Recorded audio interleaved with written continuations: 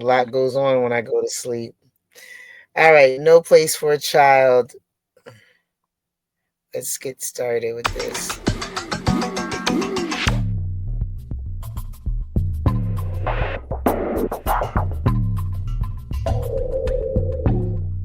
I just want everyone to know that's been involved in my case, and that I know that I have been a disappointment, and that I am very angry at myself, and that I want to be a good person, and I don't want to go through the court system like this. I hate it. We've been following mom, Delina, since 2000 when a judge pointed her out to our producers as one of the few kids who defy the odds. We were told if ever there was a success story in the child welfare system, this teenage mom is the girl. I had to take my mom to court and prove that she was an unfit parent, and that, I was doing fine in foster care, and I was also old enough. I was 16 whenever I did it. And they looked at my mom's background. My mom had been in prison for educational neglect. And then she had also not had us for 8.5 years. I had to prove that my mom, was not the person, that should be in my life, and I sure did. So with no real parent to care for her, juvenile court has become a way of life for Delina. A surreal second home where decisions that dictate a child's future become a safety net from a lifetime of...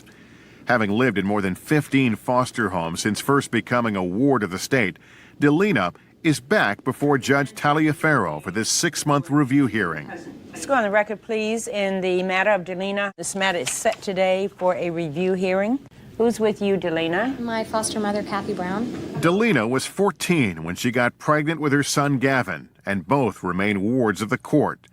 Shortly after his birth, Delina went to live with foster mom, Kathy Brown. The three have been a family ever since. So how's the baby? He's great. He is so smart. He's 2.5, and I actually have a picture. Oh, I'd love to see it. Well, I guess your foster mother's not proud of him, is that right? Not at all. Oh, not at all, is that right? Nor of Oh, her. that's wonderful. He's adorable. Thank you. Delaney, you've done very well in foster care. There's not been one problem since you've been placed in foster care. Not one. But take care of yourself. See you in about 6 months. She's done such a great job. Yes, she has. She really has. I'm so proud of her. She wants to be independent. She's scared to death of being independent. She thinks she can take care of herself. She's pretty sure she can't take care of herself and Gavin alone right now. I hope she knows, and we've talked about this, they can live with me as long as they want. Delina is a senior in high school and thriving both academically and at home. Everyone involved in her case admits Delina is more than just a successful foster child. She's an extraordinary teen who has never been in trouble with the law and has refused to let a lifetime in the child welfare system destroy her dreams. With a judge rooting for her and a supportive foster mom, everything seems to be on track for Delina as her 18th birthday approaches. If only it could have stayed this way. I'm really ashamed of myself. She took me as a teenager with my son, took me into her house, and then, in a way, I betrayed her.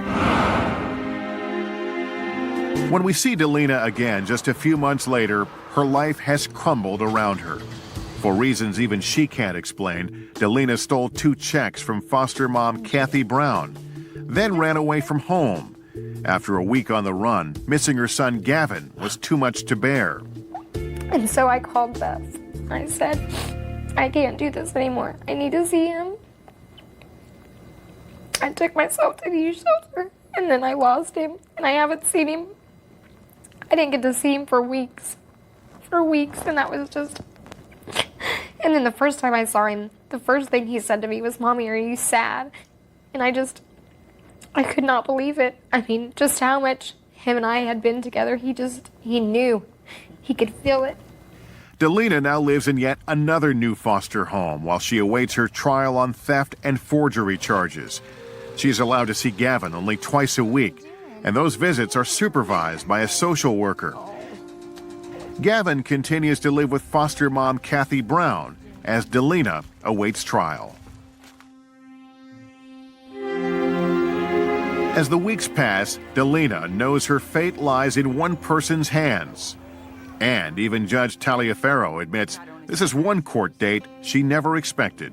Well, I hate to say that I was disappointed because that's not fair to Delana, because obviously this is Delana's struggle. It's surprising, but we shouldn't be so surprised because after all, it has to be frightening for a young person, almost 18 years of age, without a solid family, without family support, the things that many of us take for granted. Delina is on trial for forging 2 of Kathy Brown's checks, totaling almost $400. Let's go on the record, please. This is it. Deputy Prosecuting Attorney Brett Raper tries to get to the bottom of why a model foster child like Delina would risk everything for a random friend who said he needed the money. What were you going to do with the money that you received from these items? I was going to give it to a person that I liked that wanted it. Next on the stand is Delina's child welfare case manager, Michelle Fields. Like Judge Taliaferro, Michelle has been one of Delina's biggest supporters during her 12 years in the system. She was considered the star child, one of the kids on our caseload that you talk highly about, that you say, I wish I had more kids like Delina. She was out speaking to other teenagers about not getting pregnant at a young age and why you shouldn't do that. But not even Michelle can find an excuse for Delina's current mess. One of the recommendations is that Delana go to secure detention today for 5 days of the 30 possible days. Any concerns about that? I don't think she understands that if she were an adult, 5 days would be a miracle. In addition, she has a child to which this is negatively affecting. And the woman who gave Delina the first real home she's ever known tells the court she supports a tough love approach. I agree with the recommendations. Delina also said to me, Kathy, I never meant to hurt you. I didn't think you'd find out. This did hurt you very much, though, doesn't it? It's been devastating. I told Delina in the first time we ever met, when she said, I just want a place to live where I'm wanted. I want to be part of a family. I said, that's what I want. I want a family. I've been saving for her college. I didn't know what else to do when I found out she forged the checks than to press criminal charges. I wanted to be Delina's mother and Gavin's grandmother. Murph, what do you think? I'm still on the fence here. I'm still on the fence. I'm telling you right now, over some checks, I'm not pressing criminal charges on my child over some checks. No, me It's neither. money. That's my first port of call. That's why I'm still on the fence. So if it gets worse, then maybe. But no way. At the moment, You got to give me a good reason to call the law on you and some checks. Like, come on, man, that's ridiculous. Yeah, that's ridiculous. I just at the moment, that's why I'm saying that I'm on the fence, because if it gets worse, then maybe. But at the moment, it's a no. All right, let's see what they say. I want her to accept some responsibility. Delina, could you look at me? For what she's done to me. And from her own heart, make some amends, as opposed to people telling her what she has to do. As Delina cries from her seat in the courtroom, it will be Judge Taliaferro and Judge Taliaferro alone who will decide Delina's fate. But before she makes her decision, Delina will get one last chance to convince the judge she shouldn't be locked up for her offense. At this time, then, Mr. Chalfant, I will permit Delina to say whatever it is that she would like to say, and then I will render my decision.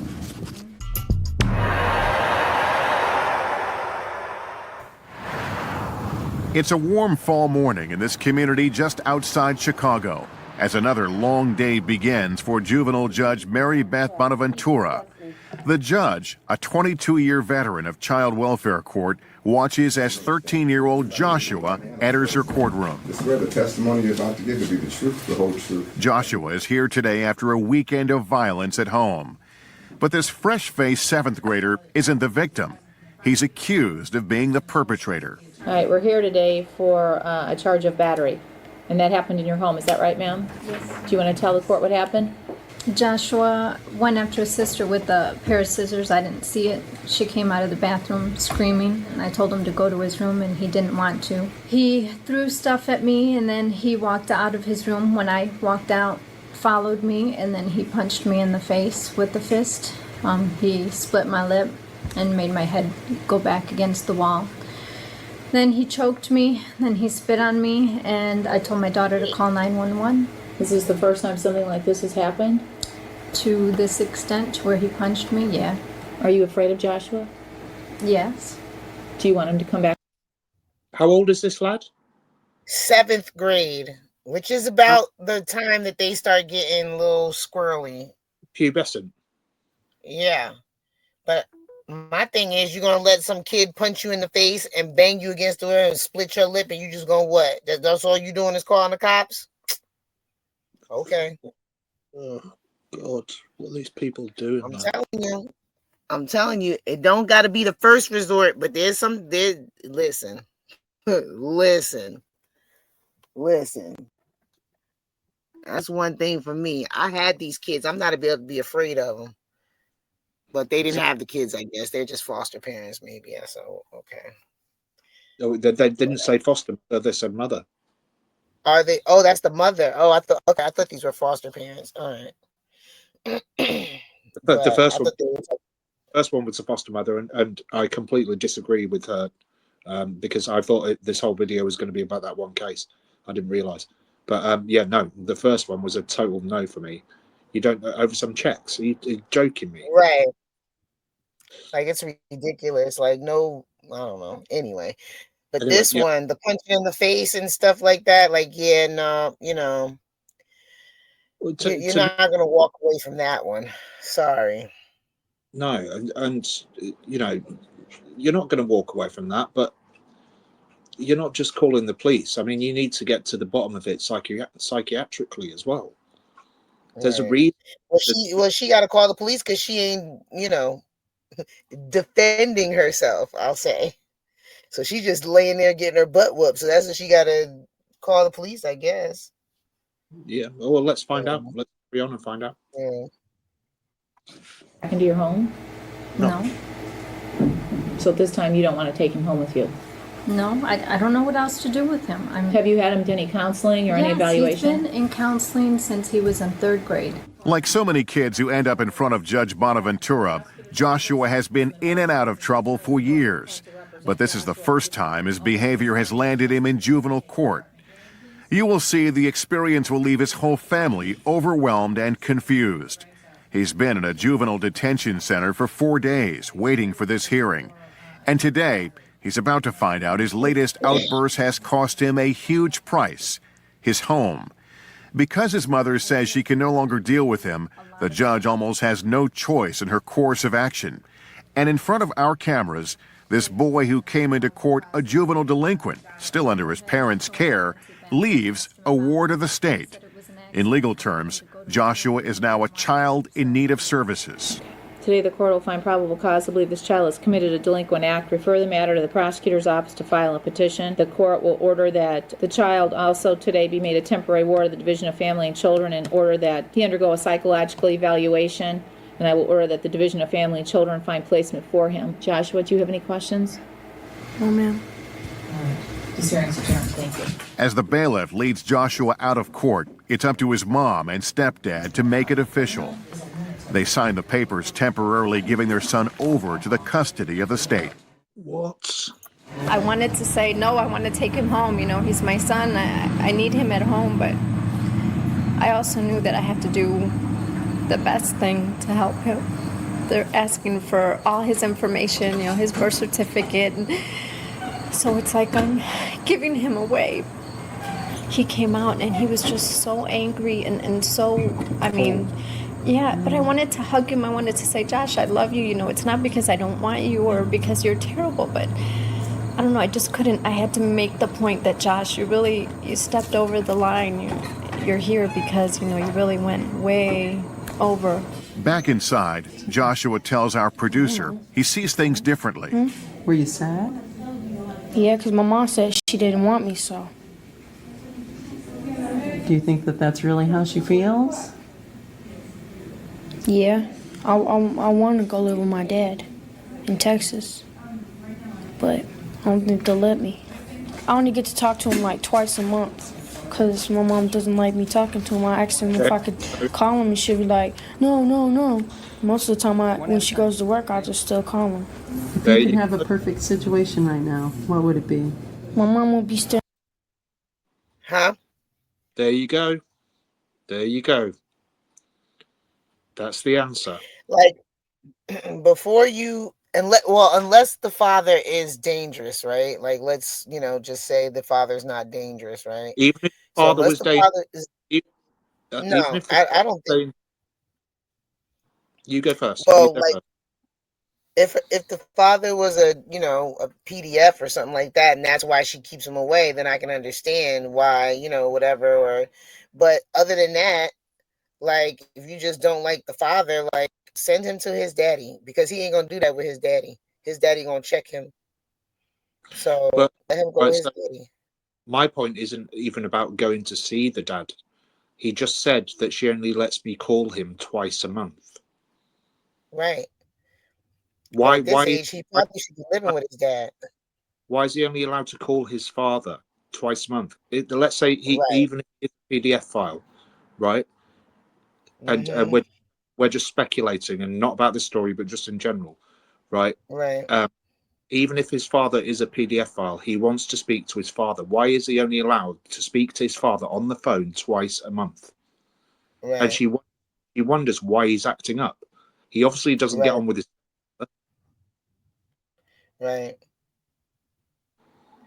Yeah, I feel like, especially for boys, teenage boys, like, if the mother can't handle them and the father is not somebody that, like, you know what I'm saying, is not, He's not in that. just Yeah.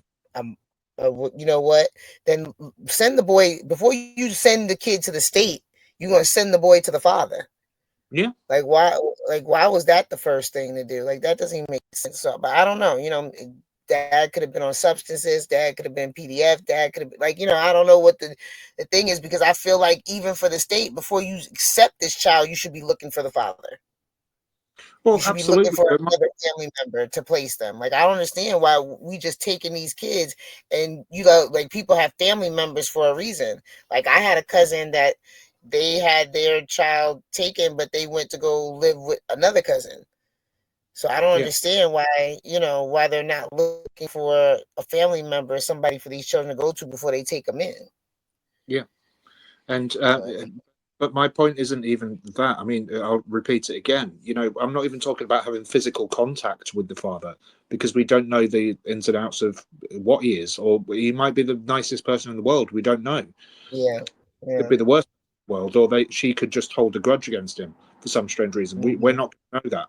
But the point is, twice a month that he's allowed to call his father. Right. She only lets me call him twice a month. Right.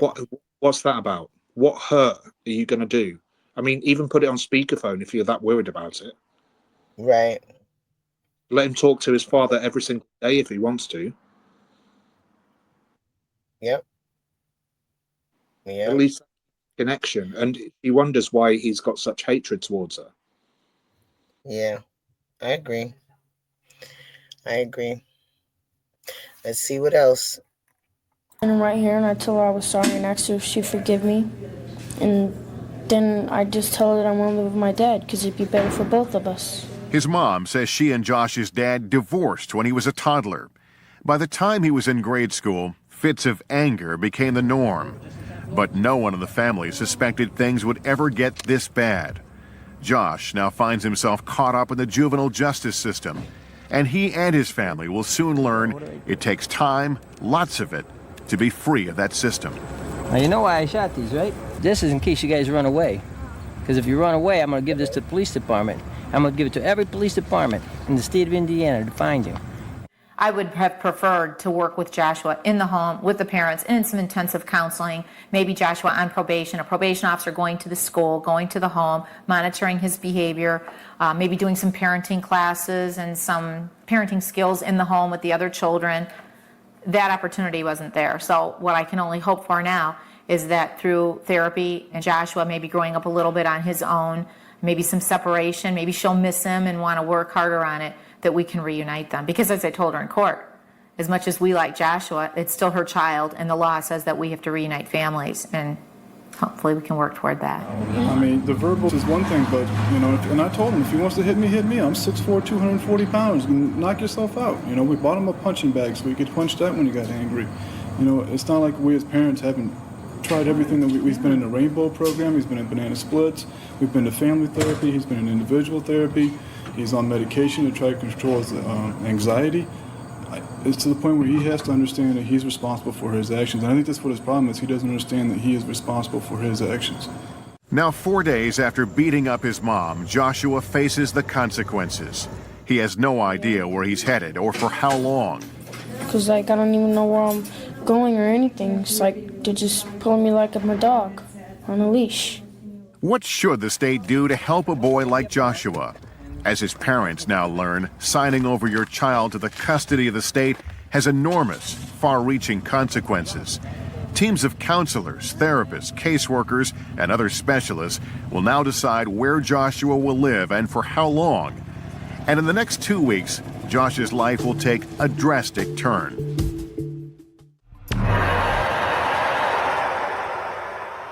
She got into an argument with her sister, and she asked me for a cigarette, and I said no.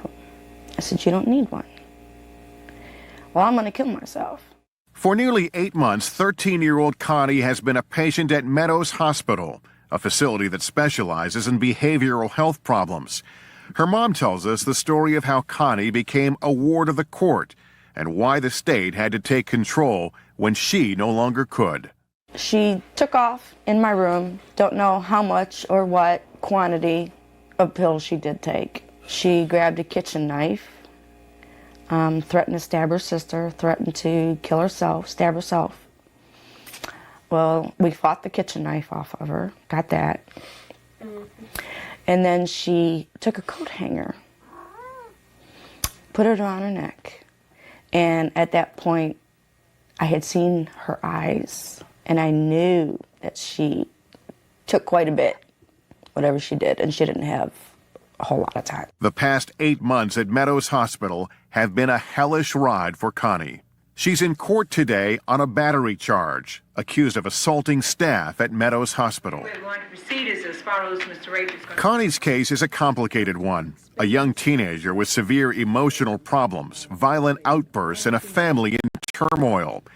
The judge must decide today whether to keep Connie at Meadows Hospital or send her to secure detention if there's probable cause to believe she beat up staff at Meadows. And just in the past few days, there's a new incident to deal with. She was asked, I believe, to take a time out. She refused to do that, went to her bedroom, was given an opportunity to come out on her own, refused to do that, did subsequently come out, and in the process shoved the staff into the wall. She was taken down, and during that process spit and kicked, tried to scratch, and we just became highly aggressive in that process of just trying to get her to the quiet room. Is she under a medication? Yes. Connie's therapist proceeds to run through a litany of drugs: Celexa for depression, Depakote for aggression and mood stabilization, Zyprexa for impulsivity, and triazidone at night to help her sleep. Every individual has to accept responsibility for him or herself, and I don't expect any more of these young people who come into court than they are capable of doing. Nearly an hour goes by as witness after witness tells Judge Taliaferro that Connie's behavior at Meadows Hospital is out of control. Connie's placement coordinator accuses Connie of 20 assaults against supervisors, staff members, and other peers. I think Meadows has done the best that they can with Connie's behavior. I think she needs to suffer some consequences at this point in time, and probably should have suffered some consequences a long time ago. So I do think secure detention would be an appropriate placement for her at this point in time. With no jury to guide her, Judge Taliaferro must quickly determine what's best for Connie. Court testimony alone will not sway the judge. She's known for her compassion, but I can also be very firm and very direct. If we do anything for the people who come into our court, the families that are in disarray, we should be trying to empower them. So we have no reason to feel sorry for them or to pity them, because they're not pitiful people. They're people whose lives are in distress. still there's even more disturbing information the judge must take into consideration. Connie isn't the only child in her family to come through the child welfare system. Her brother Jeffrey is in foster care for what his mom calls behavioral problems. Connie's sister, Samantha, was a runaway at 14 and now nervously waits at home while Connie sits in a courtroom just miles away. Samantha says it's hard to watch her family's self-destruct. Well, I can say it's pretty bad being locked up and not getting able to see your mom and dad every single day. And to see your brothers and sisters get locked up, when I first see my little brother get locked up, I mean, it was hard on me too. I know it was hard on him. But right now, the focus is on Connie. Her court hearing has been emotionally draining. After 8 months in the hospital, has Connie had her last chance? Connie, you need to control yourself. Will the judge spare Connie time in secure detention, or is she destined to be behind bars?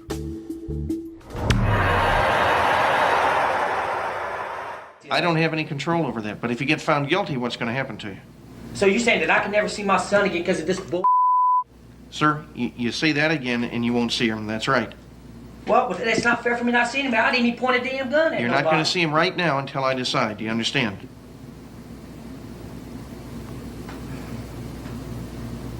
That's a yes/no I'll question. tell you one thing, this court, man, this is crazy stuff, man. For more than 7 years, we've been tracking children and their families swept up in America's child welfare system. They are among hundreds of thousands of at-risk kids who land in the courts every year. Sometimes they're hauled before a judge for their despicable behavior, but too often it's because home is no longer a safe place. That's the case with this 2-year-old, whose parents call him Baby Raymond. He's caught in the middle of their violent feud. Their battle is about to play out in front of Indianapolis juvenile judge James Payne. The point is there any reason for you to be around her? No. Any reason for you to be around the children if I tell you you can't until I get all these reports done? No. The baby's father, Raymond Cruz, came to this hearing today from the Marion County Jail, where he's awaiting trial for allegedly stalking the baby's mother, Dana, and taking off with baby Raymond. And what's going to happen if you go around? Or contact, letter, phone, or anything? What's going to happen? Go back to jail, I don't want that. You understand, if you go around her, try to contact her or the children, you'll go to jail, probably prison, probably for a long time, and your father will lose his house. Is that what you want? But in fact, Raymond's criminal case is of little concern to Judge Payne, whose focus is on what's best for the child. That's why Dana doesn't even have custody of baby Raymond. He and his half-sister are staying with Dana's parents, and she only gets limited visitation. The judge isn't taking any chances that Raymond will get out of jail at any point and go looking to harm his girlfriend or the kids. So how long is it going to be no that I can't see? Till I get these reports on everything, and until your criminal case is over. No, hold it. What you're saying is that she is proving me to be the crazy one. I'm saying I'm worried about these children. I don't care about you two at all. You know? You understand that? I don't care whether you stay in jail or get out of jail. I don't care whether she goes somewhere or she does anything. I don't care. I care about these 2 children. I'm not going to let these children be put at risk. Yeah. And because of his actions, Raymond risks not seeing his son for a long time. He's facing 10 years in prison. I'll tell you one thing, this court, man, this is crazy stuff, man. Because her family got me look like I'm a damn nutcase. That's the reason why I'm here today. I wasn't stalking her. I'm in a damn criminal court with a mean-ass judge. Don't really give a damn. We'll have you back here on the 28th of July to find out what happens. And then we'll talk about then whether or not you can visit. So if I get found guilty, you're going to say, well, you're going to take him on visitation because he said I stalked her.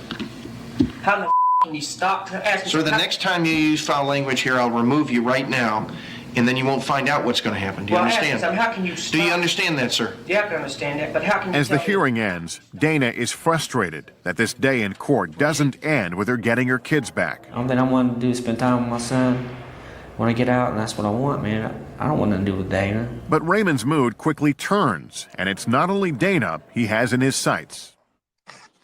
Yeah, I don't like him, period. I never did like him. My opinion is I think he's a crummy mother judge, and I'll tell him that straight up to his face tomorrow. After 14 years in juvenile court, Judge Payne has learned to block out the insults. When he leaves his courtroom at night, he tries to go home with a clear conscience. But there are no juries in juvenile court. All decisions rest with the judge, and so often their safety is an issue.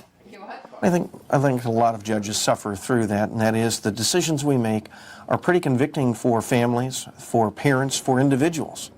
I suspect many judges, have lived under the threat of someone harming me. I've had police security, and others, like many judges have. This business of dealing with people's lives has tremendous rewards in seeing people change their lives and positive things happen, and it has some negatives like having your life threatened. It's just part of the business. While it's obvious Raymond's temper clearly got the best of him in court, no one knows for certain how he'll react if he's convicted in his criminal case and loses visitation with baby Raymond. I know where she works. I know where she's at. She can't run and she can't hide. Can Raymond cope, or will he ultimately blow his chances for seeing his son again?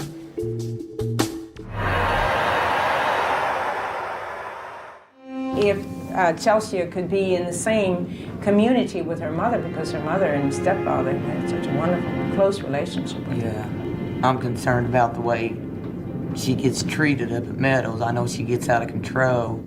Child Welfare Court, rural Bloomington, Indiana. Judge Viola Talaferro faces a stack of cases this morning, and this one will prove to be one of her most difficult.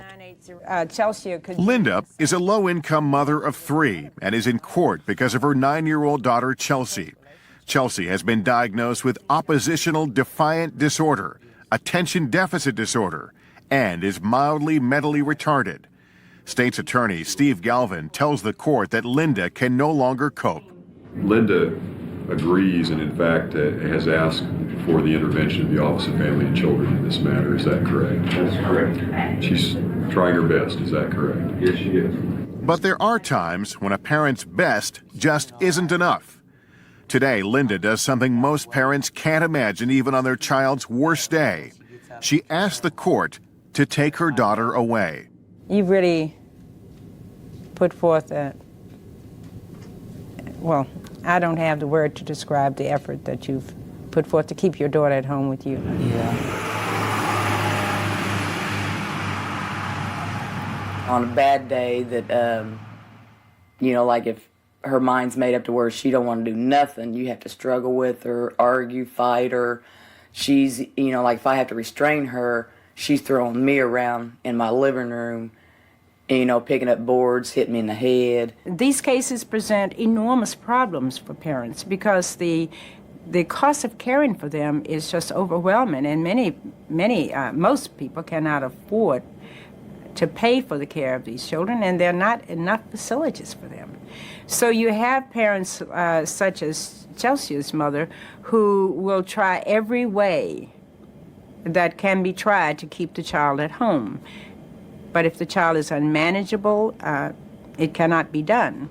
I tried to maintain her for 9.5 years and I can't do it no more. And I'm just hoping that they can keep her here in Bloomington at the Stone Belt where I can see her more often. Linda is asking the court to temporarily place her daughter in a facility close to home. Attorney Galvin knows another place, Daymar, might be better for Chelsea's many needs, but it's nearly an hour away. I think also we've been discussing being able to transition her into Daymar if possible. That's a little bit further away, Linda. Were you aware of that? Yeah, and then I was just wondering, if the state or someone's going to pay for the Daymar, Daymar is an established private facility in Indiana serving children with developmental disabilities, but there's usually a waiting list. Last year alone, we had over 160 kids referred to our organization that needed help, a lot of help, that we weren't able to help because we didn't have the capacity. We no longer get the kids referred to us that are having mild or even moderate problems. These are really, really intensely troubled kids. A month passes while Linda and Chelsea wait for word on where Chelsea will be placed. Further, that Chelsea should be transferred to Daymar when an opening becomes available. And at Daymar, Chelsea will obtain the special care and treatment provided by Daymar. Daymar, of course, is a long-term residential placement and will provide Chelsea with the structure that she needs. Do you know very much about Daymar yet? Do you want to go up there before your daughter is transferred there? Yeah, I'd like to, yeah. Linda makes one visit to Daymar before Chelsea moves in. She's impressed with what she sees, but still can't come to terms with the decision she's made. I sit at home every night thinking, you know, did I do the right thing? I mean, I know I've got to be doing the right thing because, I mean, I can't give her the special needs that she needs to maintain out here in the world and stuff. And I mean, but I just still beat myself up thinking, am I just giving her up or what? But I want to do the right thing. What we see on a day-to-day basis is more akin to an emergency room atmosphere than it is a regular courtroom situation. And for the judge, when she comes into this courtroom every day, she knows what she's going to hear. And you have to deal with that not just on Tuesday, but next Tuesday, and the next Tuesday after that, and the week after that. It's called Children in Need of Services for a reason. Obviously, I cannot single-handedly make changes, and some things are never going to be that much better. But the question is, can something be done? And the other question is, will I see that it happens? I don't think I can do much more than that. The judge knows doing something can also mean a heart-rending separation of child and parent. And that's exactly what's in store for Chelsea and her mom in the months and the years ahead.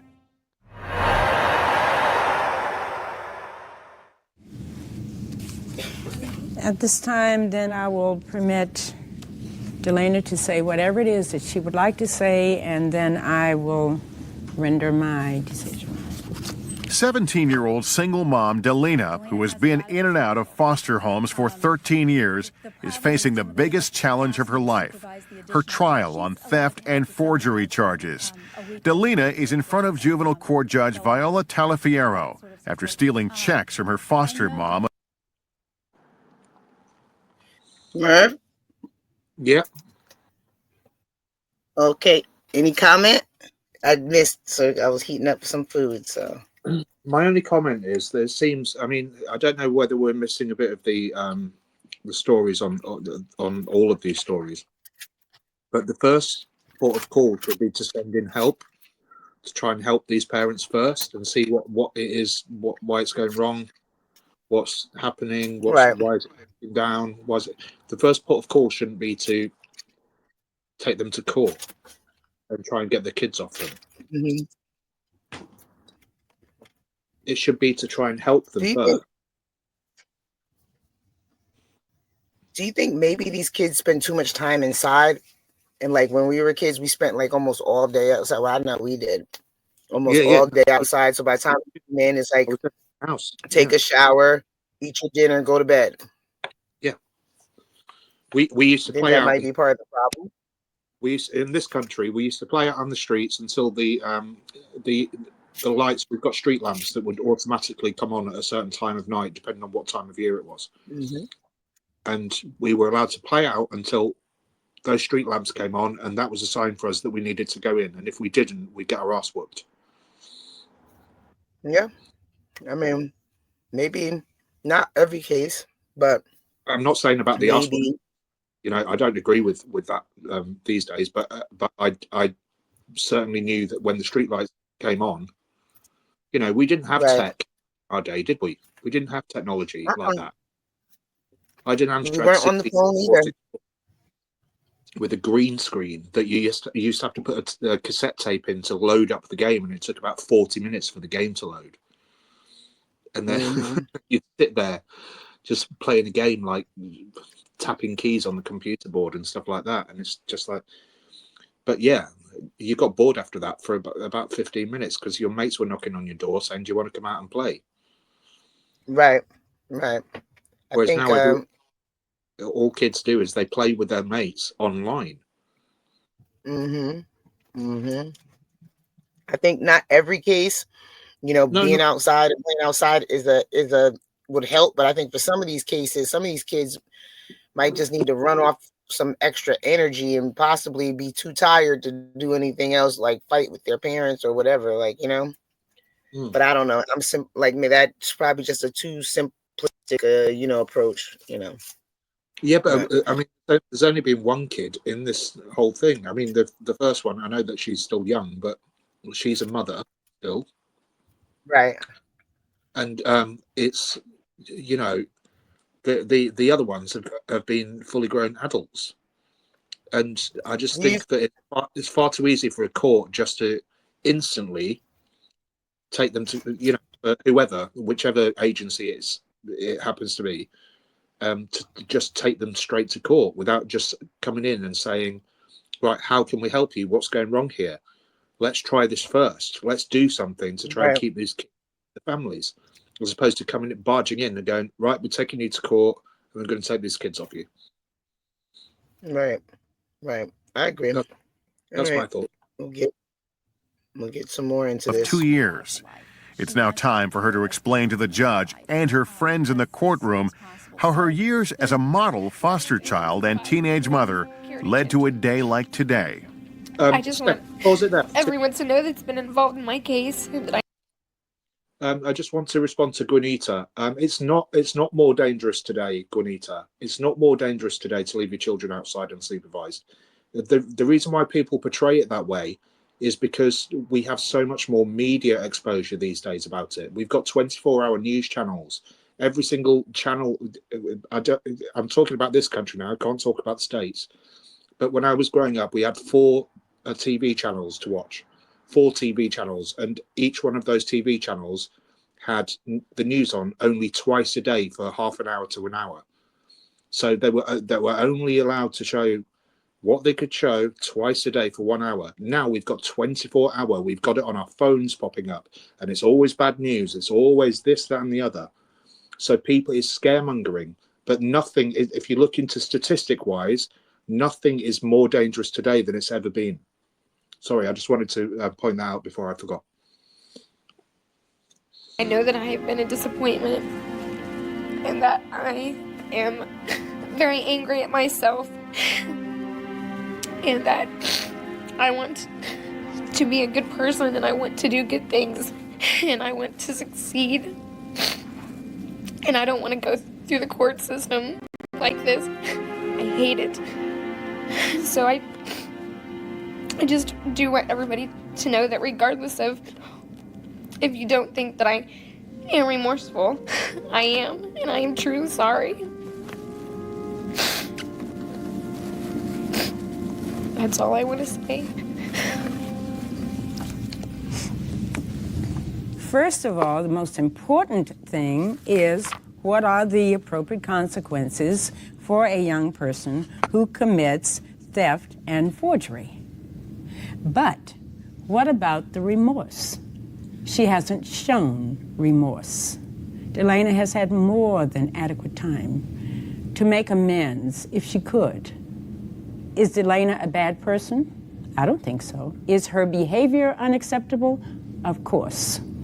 So what is appropriate will be 4 months of formal probation, 30 days in a secure detention facility, participation in the Victim Offender Reconciliation Program, and monetary restitution to be paid in full to Kathy Brown, Complete the youth education shoplifting program in order to understand the effects of stealing. Now, I have not said exactly what the recommendations are. I am going to send you to detention today for 5 days, and I will suspend the 25 days. So you will go now with Miss Kane out of this room, out of this door. And Delana, I wish that I could have seen you walk out of the door leading to the outside.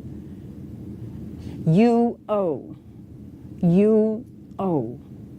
Miss Brown an apology.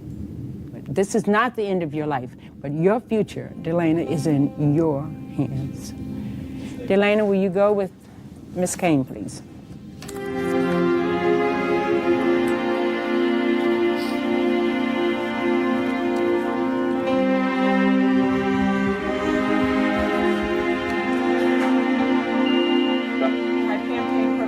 From 3 to 2, please.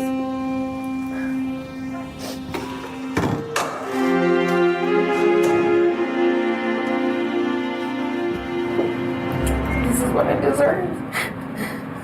I don't want to go, but this is what I have to do.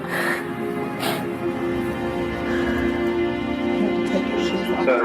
This is Pam King. Can I have holding on second floor?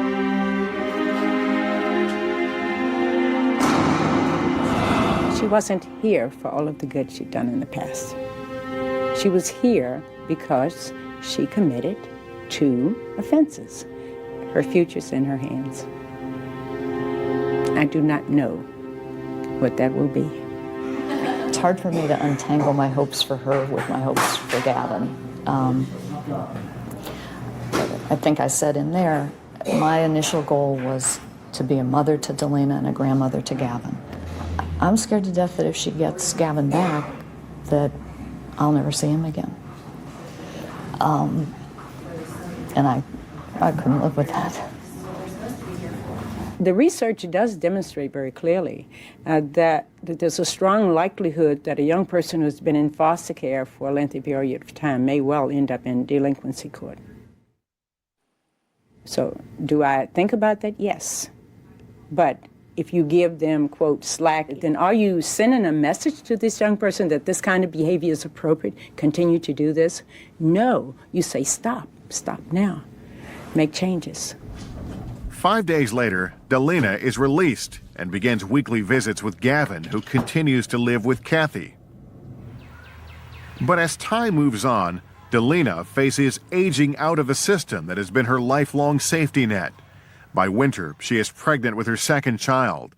Now 18 and on her own, she makes perhaps the most mature decision of her young life. She voluntarily gives up her parental rights to Gavin and lets Kathy adopt her young son. There's not a day that goes by that I don't think about it. It's very hard, but I know that Gavin is in a safe place. It wasn't a decision that I wanted to make, but unfortunately, it was a decision that I had to make. Today, at age 23, Delana refuses to feel sorry for herself. She still visits Gavin every week and has repaired her relationship with her former foster mom. Kathy and I have a very good relationship. We've come a long way. Kathy's helped me out a lot. She's still done a lot for me than anybody would do under the circumstances, and I'm very thankful, to her. Kathy and Gavin live just 20 minutes away from Delana. Despite the goodwill between the two, the wounds are still healing. I mean, there were periods of time when, after Gavin started calling me Mom, there was a lot of tension. But we've essentially agreed that we need to have a routine, and that once a week for a couple hours is good for Gavin.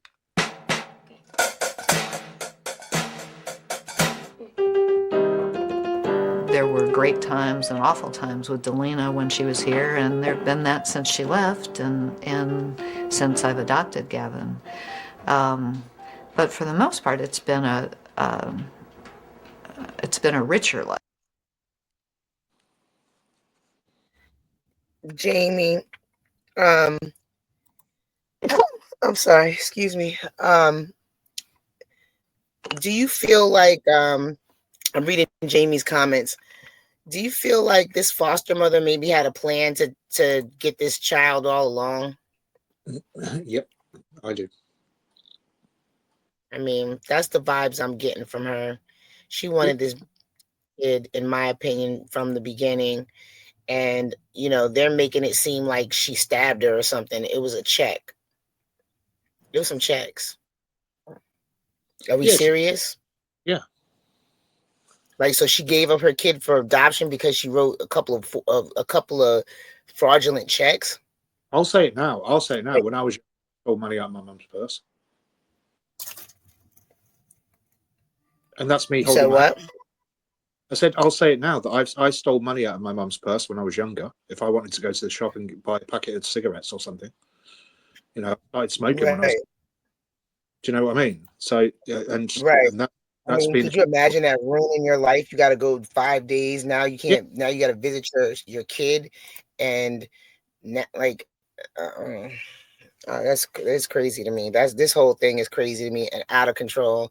And there was a way to go around that, but it didn't look like they wanted. It looked like she wanted the kid anyway, and that's why she made it that way, because she felt like if the mother got control of the son, that she would take him away. And it's all right. All right.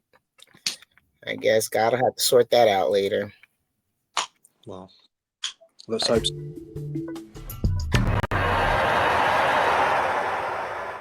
He threw stuff at me, and then he walked out of his room. When I walked out, followed me, and then he punched me in the face with the fist.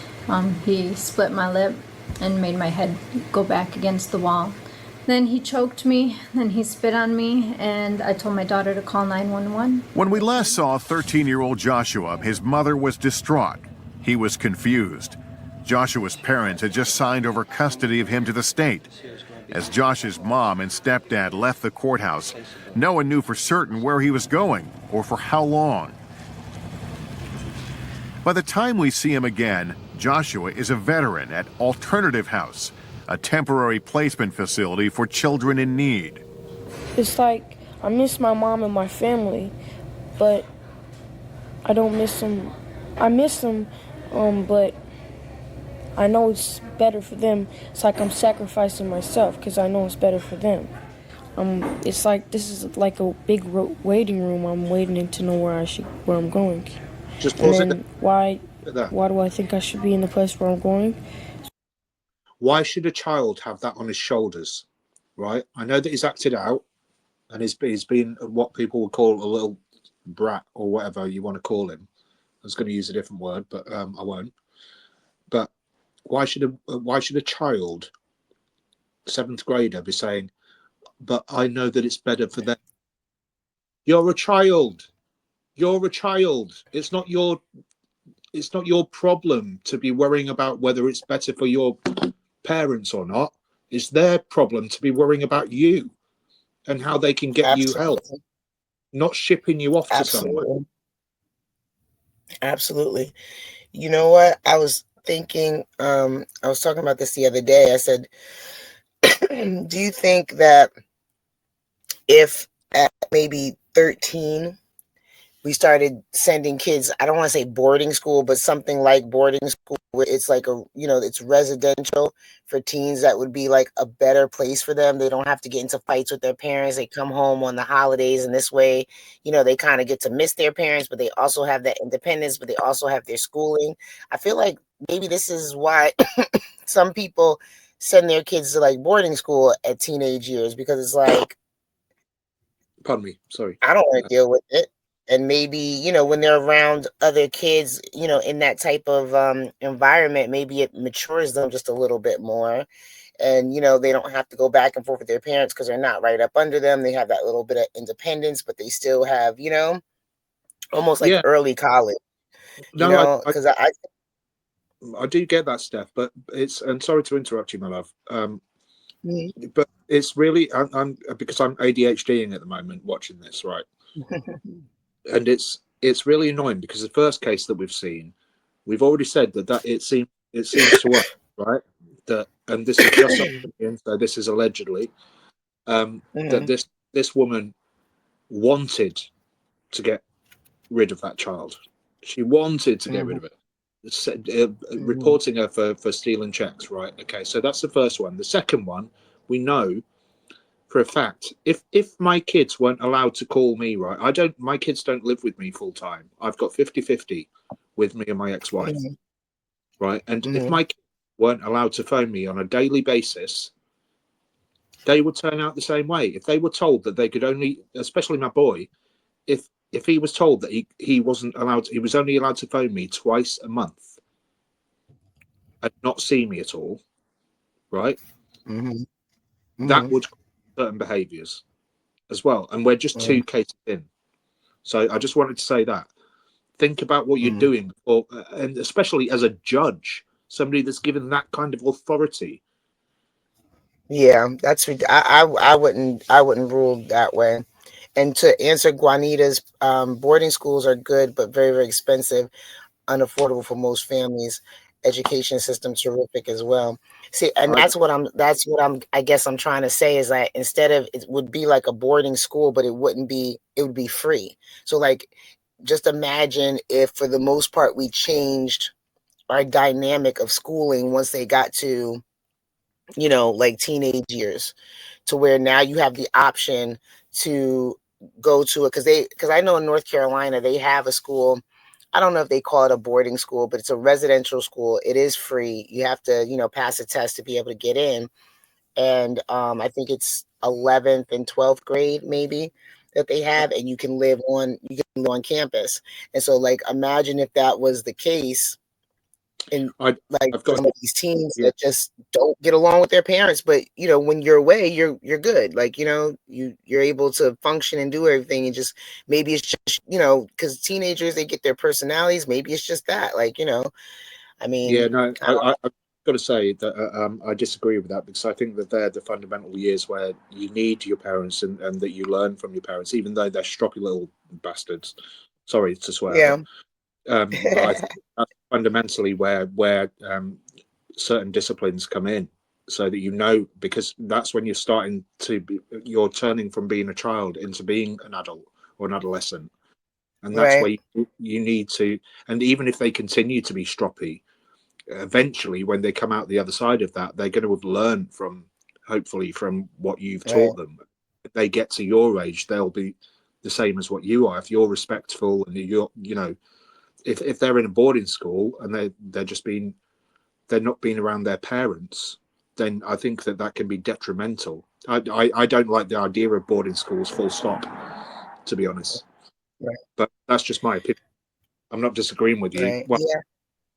it's No, just I think it's like an option. I know like some children, they're fine at home, whatever, but then other kids, they buck against the system. It doesn't matter what you do, they're gonna buck against the system, and maybe giving them just a little bit of space from their parents, like during, because you always come home, they come home and stuff like that. But just that little bit of space might be able to create that desire to be around your parents again, right? Because you're not around them every single day. So now I don't see my parents. I see my parents once every 2 weeks or something like that. So now I miss my mom. So I'm not going to treat her like crap every time I see, that's where my mind is going with it. When I'm thinking about, for some, some kids, not all kids, like some kids are like, no, I'm not. Maybe like, but others be like, get me out of here.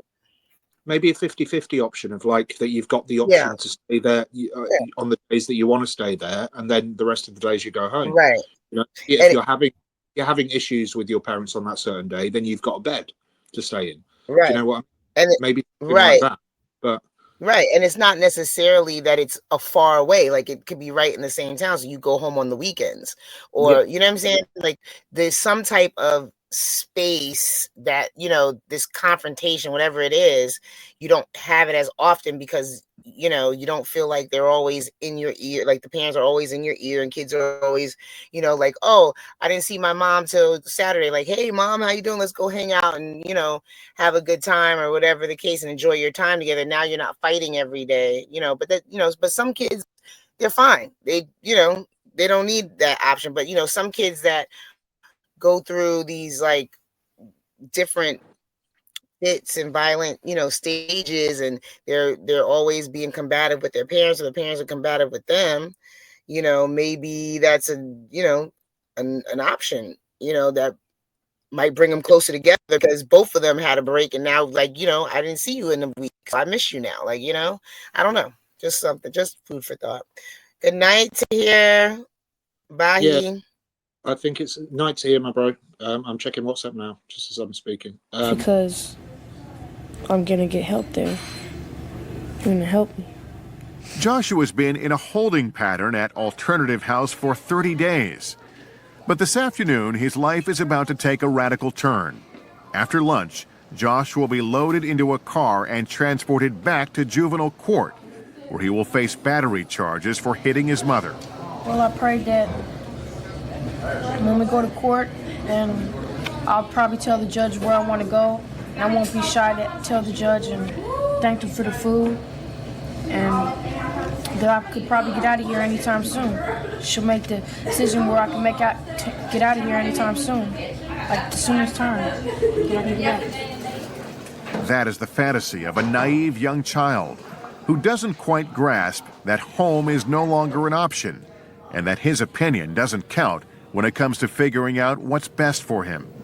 About 40-some% of our kids go from emergency shelter back home or to a family member.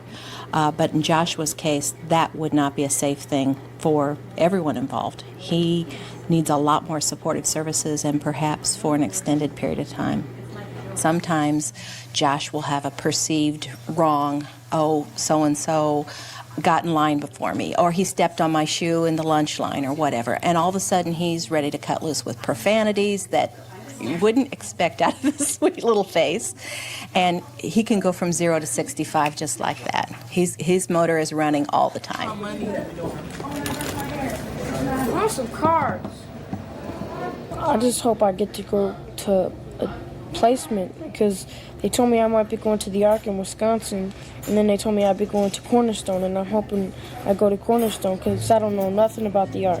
The place Joshua will call home for the next 6 to 12 months is likely either the Ark, located several hours away in Wisconsin, or Cornerstone, which is close by. Joshua has no idea where the judge will send him.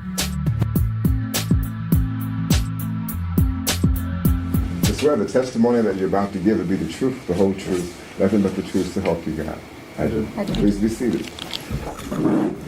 This is the matter of Joshua Cordell, cause number J99. As his battery hearing gets underway, Joshua has one shot to plead his case to the judge. Said child did knowingly or intentionally in a rude, insolent, or angry manner touch Angelita, which resulted in bodily injury. You are charged with battery. Do you admit or deny that? I admit. You admit? Where did you hear it? I don't really. In the face, on the arm? In the face. But it was an open fist. It wasn't closed. Okay. So then you went outside. And then the police came? The hearing continues with Joshua's case manager explaining that both Cornerstone and the Ark have accepted Joshua for placement. One facility has been recommended over the other. The case manager reports it has more kids Josh's age and can provide the intensive counseling he and his family need. Joshua's mom isn't so sure. We're not familiar with either program, and we know that family therapy with Joshua is something that's, we really need that. And I don't know how easy it would be to do that if he's placed farther away from home than, the Cornerstone. I guess my ultimate goal would be to look at a person's family situation as objectively as I can, and hopefully I've been given enough information, good and bad, so I can assess the situation so that I can direct them in the areas that they need to be directed to get their lives back together. Hopefully that I can do that in a fair way and not go in with any preconceived ideas, which is very difficult in this position because as a judge, that's what you do. You judge. With a case file of information in front of her, with testimony from the therapists and counselors and family members, the judge is ready to make her decision. What I'll do today is, as I said, make the child aware of the court, order that he be placed at the Ark, With those words, Joshua's hopes for help close to home are dashed. Joshua, do you have any questions, honey? No, ma'am. Okay. Well, good luck to you. Outside the courtroom, Joshua and his family get a chilling slap of reality. The transportation has already been arranged, and they need to speak with you. Okay. So that they can give you directions and make sure all your questions are answered. So we should take like his winter coat and stuff like yes, that up there? Yes, a lot of winter clothes because it's cold in Wisconsin or in the wintertime. Other than that, the Lake County Division of Family and Children is dismissed, and the probation department takes over from here. I'll see you, Josh, tomorrow, okay? I'll bring you the video. All right, thank you. So did you understand everything? Yeah. Are you ready? You understand it's not because we don't want you, it's because you need to get some help so you can be a better person. So you're not a statistic? Is there anything you want? You want your blankets? No. Still fit you? No.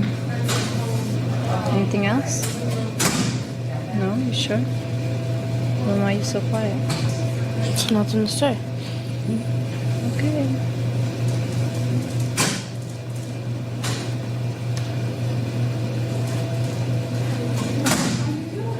Is it okay? There's nothing else to say? I think Kathleen's waiting for you. Bye. Love you. I'm sorry, I don't get a hug. I don't get a hug. He's not the true delinquent. This is his first referral to the court, and seldom do we place children on a first referral. So when she said, no, I don't want him here, I feel that if a parent says, I don't want my child, that's a red flag to me. That was my one biggest thing going into it was, Joshua's just going to be so mad at me for sending him away. How is he ever going to get over it? I struggle with that and hope that he sees, that with enough attention and enough guidance, that he'll be able to see why we as parents did what we did to help him.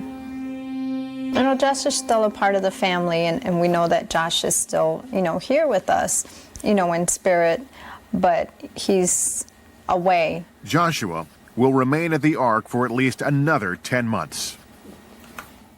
I guess my wish would be that even though he's not with family and, he's at the unit, he realizes that, we still love him. I just want him to know how much he's loved, even though we're not together. That's all.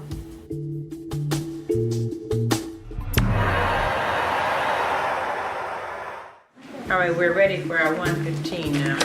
I think Meadows has done the best that they can with Connie's behavior. I think she needs to suffer some consequences at this point in time. Connie's troubles only got more complicated after she was sent to Meadows Hospital for trying to assault her sister and her attempted suicide.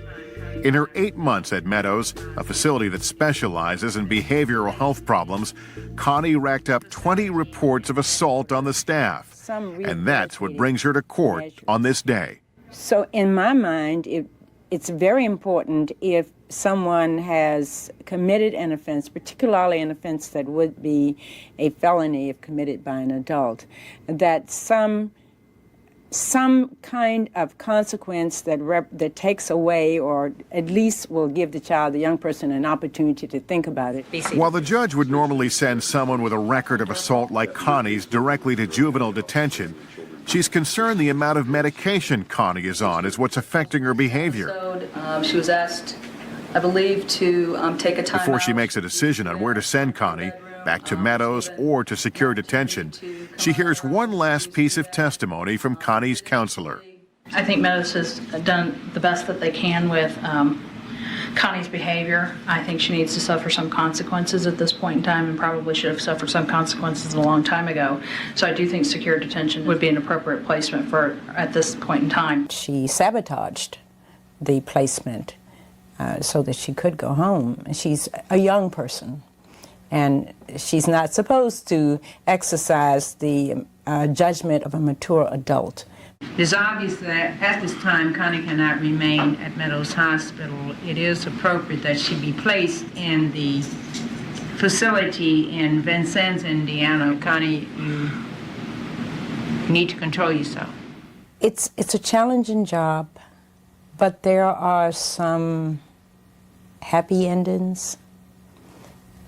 These are people's lives. These are situations, they must be decided. How do I do it? I don't know. There are times when I ask myself, how do I do it? Several months go by as Connie sits in secure detention.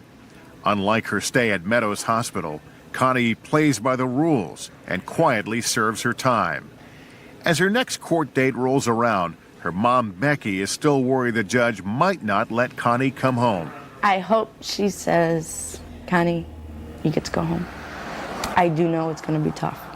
She will be placed on very strict probation, but I think home, being with the people that she loves, is what she needs.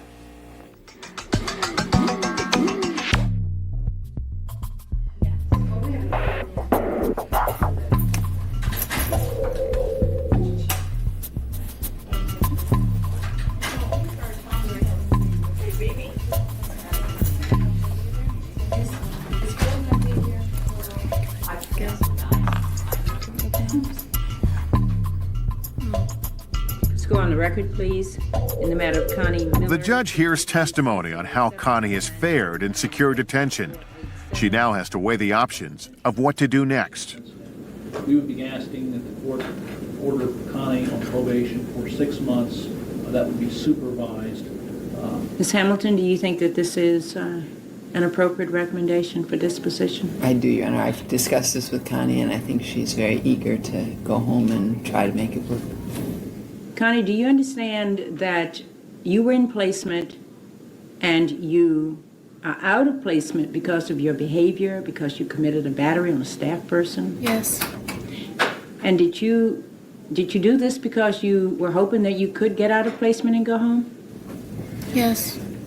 So you intended to do this so that you could get out of placement and go home, is that right? Yes. And you wanted to get the result that you have now, and that's to go home, is that right?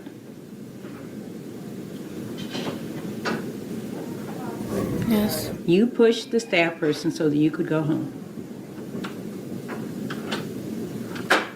Now you will be on probation. And if you violate probation, Connie, then the consequences, if you come back in this court again, will be more severe than they have been, than they are this time. And I am quite frankly disappointed. Your behavior to get your wish by physically assaulting someone is of great concern to this court. You did not learn very much at all.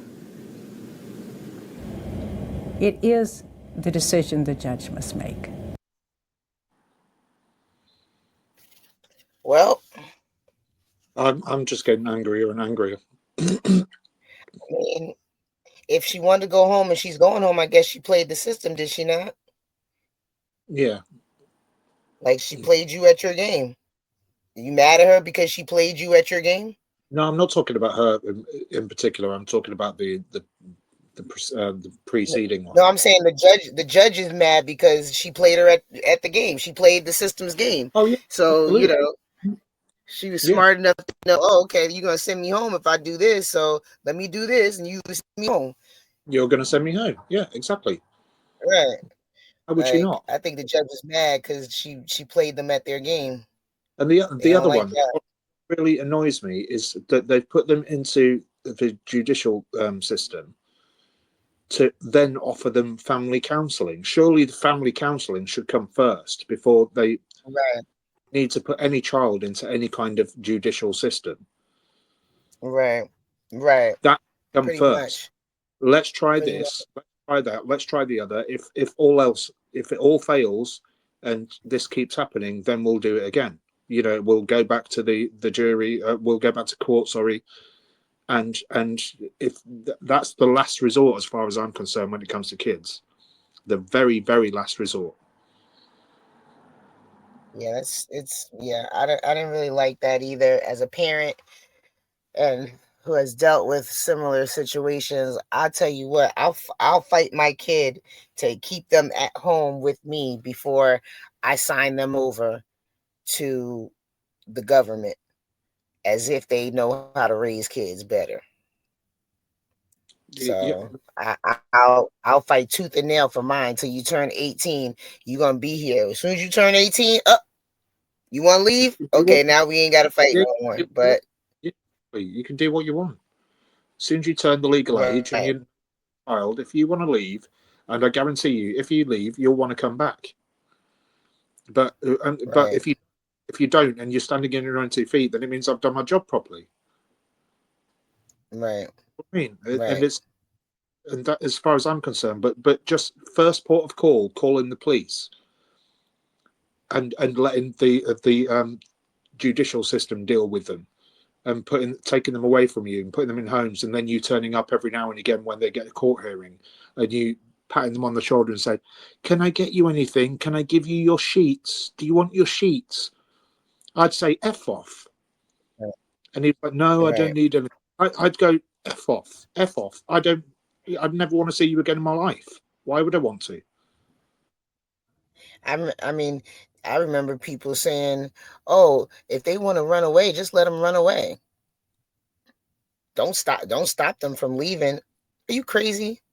Yeah, exactly. I'm not just letting my kid walk out the door and run away. If it's got to be a confrontation, I'll say, in order to keep you in the house because you're trying to run away. Guess what? It's going to be a confrontation. Because I'm not just going to move to the side and let you run out the door and go somewhere and we don't know, where you going. I'm not doing that.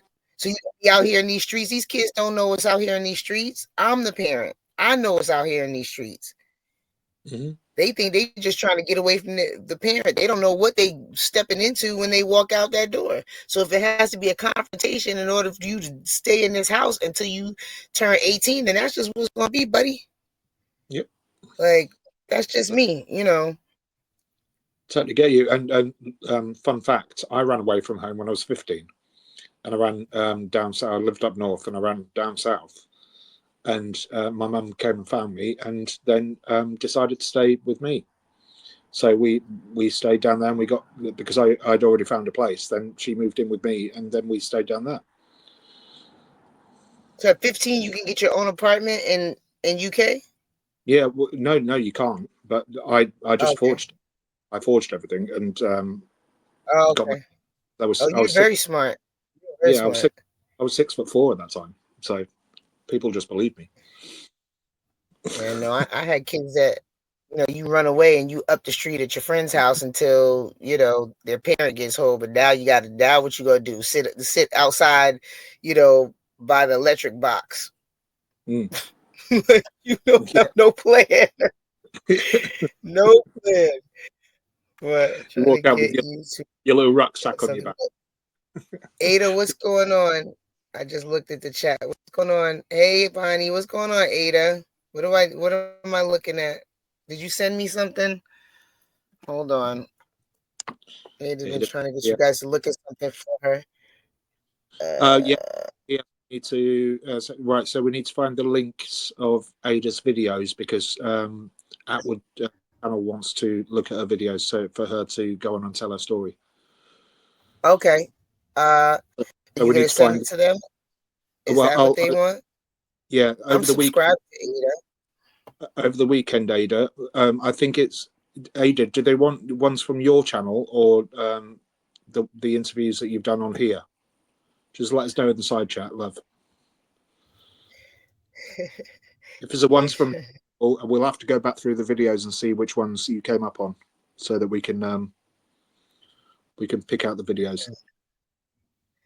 Yes, guys, you gotta excuse me. I'm a little slow today because I'm working off of an hour and a half of sleep. So can I just say to everybody, by the way, and I know, Steph, I know before you say it, it's not there quite for you yet on your side of the planet, but on my side of the planet, it's Steph's birthday, everybody.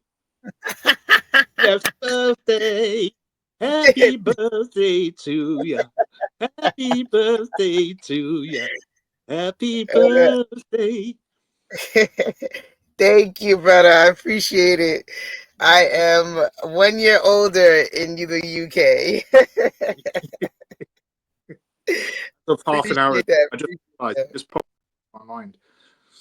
But yeah. let's continue. Let's get to the end of this one, and then.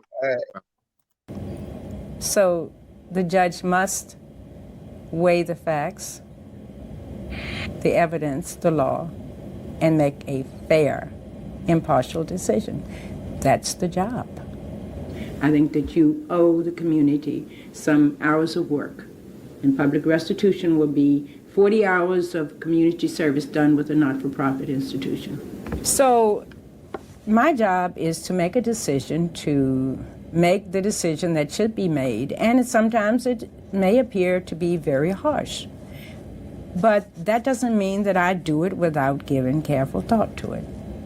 But it's important to maintain objectivity and not to become overwhelmed with sympathy and emotion, and to make a decision that follows the law and reflects the facts of that case.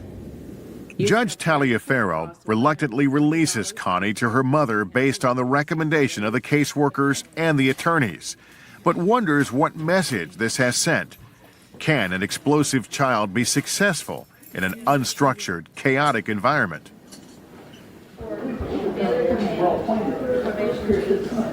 And then it can add more to it, which means you need hands that much longer. So, all right, I lived up to my end of the deal. Well, let's see if you're gonna live up to yours, all right? Now comes the hard part. You gotta move back in with the sister and the brothers and the mom, and go to school every day. It's gonna be hard. Put up with family therapy, individual therapy, mental. Connie's success will ultimately depend on her family support at home, a family we learn will not stay together for long.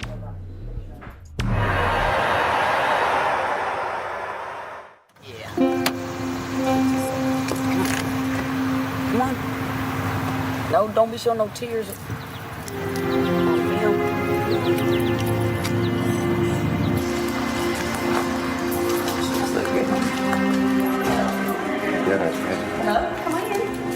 Welcome. I'll be here in just a minute. 9-year-old Chelsea is about to make a heartbreaking transition for a young child.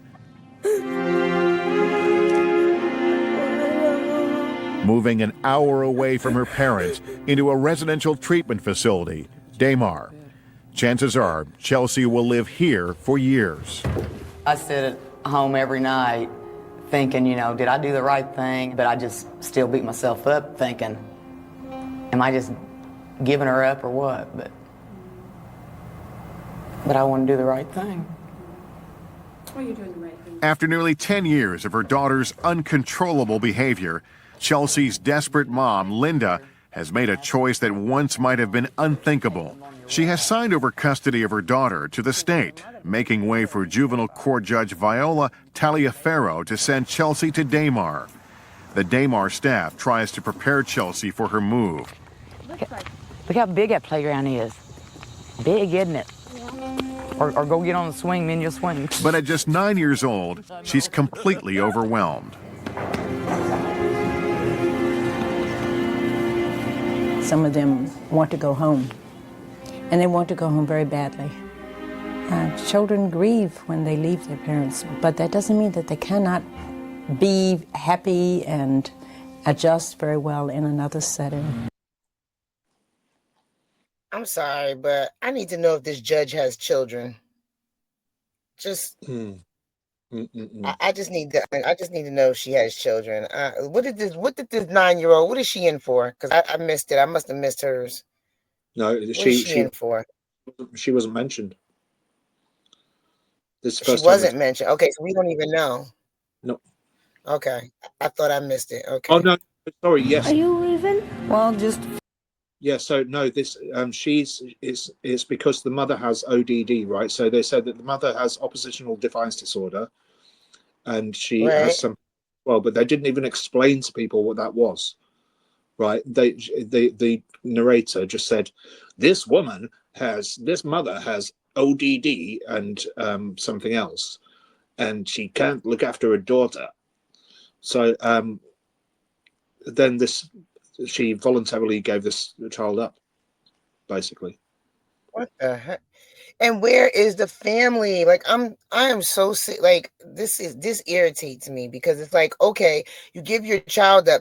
Where do we get to the system before we go through about 5 cousins, 2 uncles, 3 aunts, a brother, a sister, a grandma, grandpa, great granddad? Like where's the family?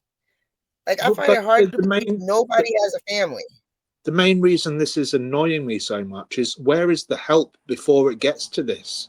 And like Right. your family, but on the state side as well, where is the help before it gets to this point? If you know that a parent is struggling, help the bloody parent. Help the They're in parent. Indiana. I don't know. Indiana, I'm side eyeing Indiana right now, how they do stuff. Because this don't make no sense to me. This don't make no sense to me. Like Like offer help people in the United States, in certain states, in Indiana.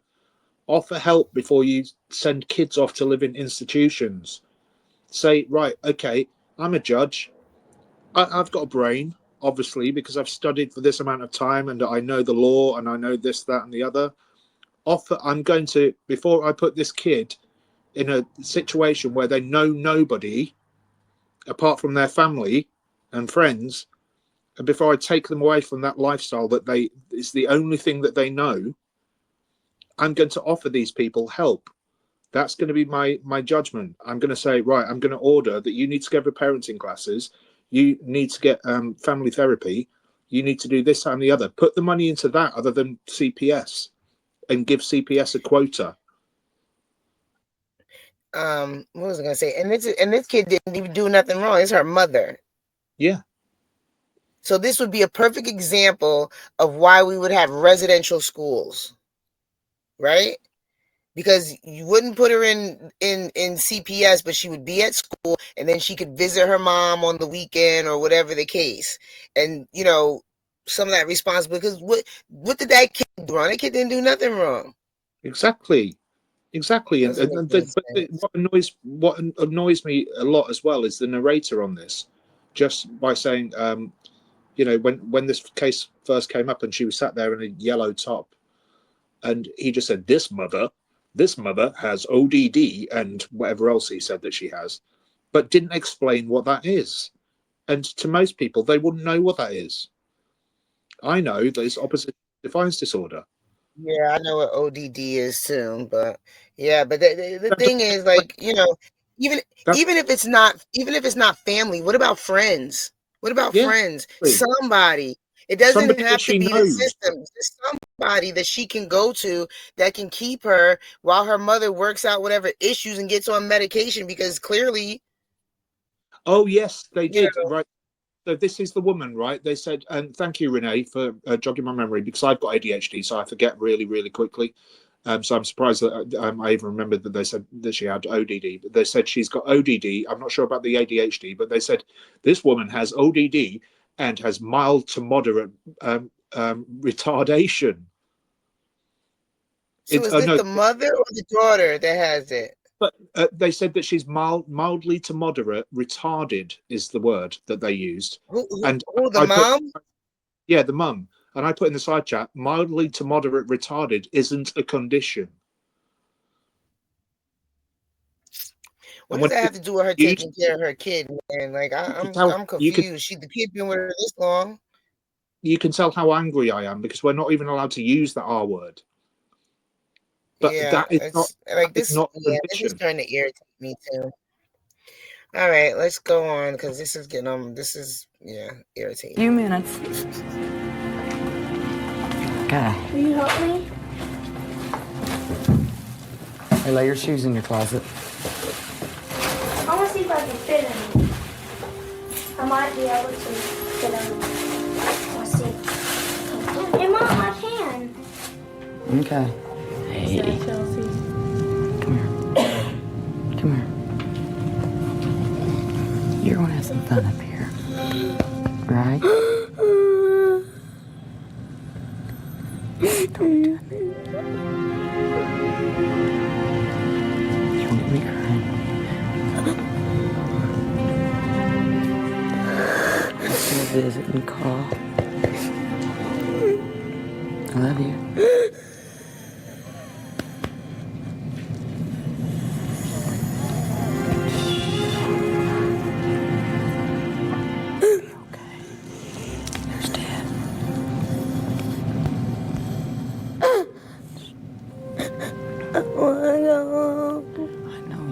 I want you to go home too, but you gotta get better. Alright? You gotta keep it safe. We'll still visit you.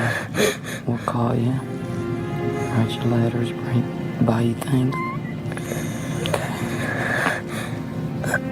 You'll be right?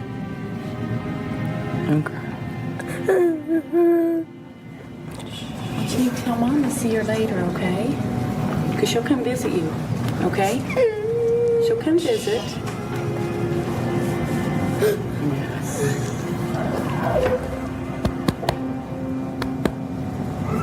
I love you. Love you. Don't do this, Chelsea. Don't cry. Do you want to see her pins and stickers? Come on, let's dry out these tears, okay? Come on.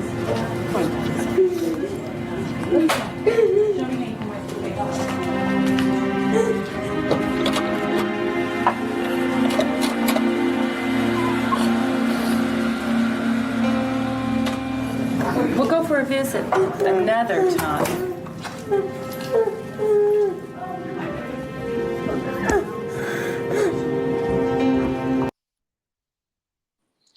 I just need to give everybody a break. Yeah, I need to say that I think I was wrong because I think that they were talking about the daughter. Renee's just put me right there. They were talking about ODD and the mild to moderately odd about the daughter, but I was getting my takeaway at the door when it was playing. So when I turned around, I thought that they were talking about the mother because she was wearing orange, which I thought was a jumpsuit, like like prison jumpsuit. So. Yeah, this is some real bullshit. I'm just gonna say this is some real bullshit. Let me explain something to you. When you have a damn kid, that is your kid for you to sacrifice and go and walk through the trauma through until they freaking become adults. You decide to have that dang kid. So guess what? As a parent, as uncomfortable as it could get sometimes, that's what comes with the damn territory. You don't get to drop them off because oh, I changed my damn mind. You should have thought about that before you had the damn kid. Like, this just dropping my kid off and leaving thing. No, guess what? It's stressful. Guess what? It's traumatic. Guess what? It is not fair being a parent. My mother used to say, being a mother is a thankless job. And she's right. It is a thankless job. But guess what? You decided to have that kid and you need to go take care of him. Mm-hmm. You're going to be stressed for the next 18 years, period. Okay. It's the worst and best job that you'll ever have. Right. But you know what I'm saying? Oh, I can't take it. Well, you should have thought about that first. That is your responsibility to take care of that kid. Yeah, and whether you're male or female. All your hair, okay. Grow it back when your kid turns 18. Grow your hair back after that if you lose it all. I don't care. That is your responsibility to be having these kids and dropping them off on people. Like, oh, I can't handle them because you better figure it out. How about that? Because you laid down to have that kid. Right, exactly, like a puppy. This ain't no puppy. Not bringing it back to the pound so somebody else could pick it up. Now this kid gonna be traumatized. You already got issues. Now you're gonna be even more traumatized the rest of your life. Like, come on, generational curses built right here. All right, I'm going back.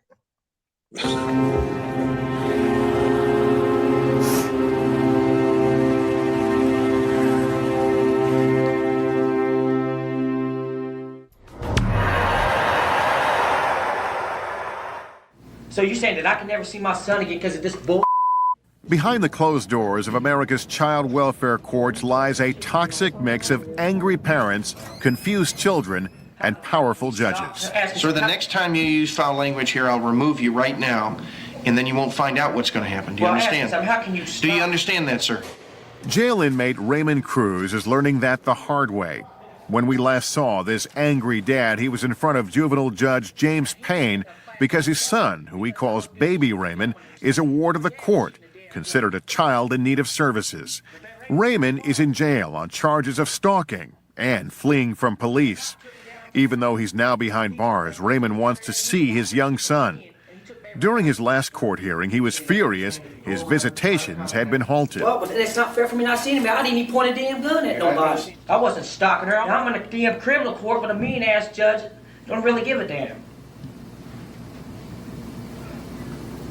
I should be going to prison, man.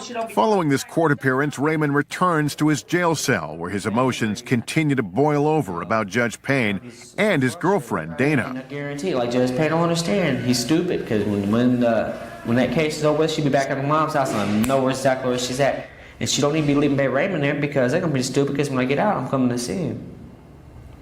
You know, I got ways, to see him. 2 months after his jailhouse tirade, Dana did exactly as Raymond predicted. Yeah, now I moved back in at my mother's residence, which is with the children, and they're doing real good and real happy, and I'm just really thankful. I hope that Raymond really gets help and he's able to see the baby with no problem, because I feel that him being his father is also important for the baby to see too. They think, right now, they think in their book, and Judge Payne thinking in his little sick mind that I'm doing a lot of time. He can erase that. Because I'm going to tell him tomorrow, I said, I'm not doing a lot of time. I said, what are you going to do when I get out a year and a half, 2 years, or a year? You can't run, man. Like 2 years ain't going to be that bad, because I won't be doing it here anyway. Raymond's visions of beating his criminal charges come to a crashing halt when the criminal courts find him guilty of stalking and fleeing police. He is sentenced to 5 years in prison.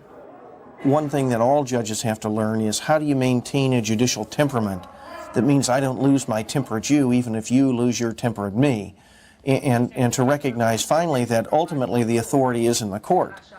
Going off in court generally doesn't solve any problems that exist at any stage, because the bottom line is I can find someone in contempt and lock them up.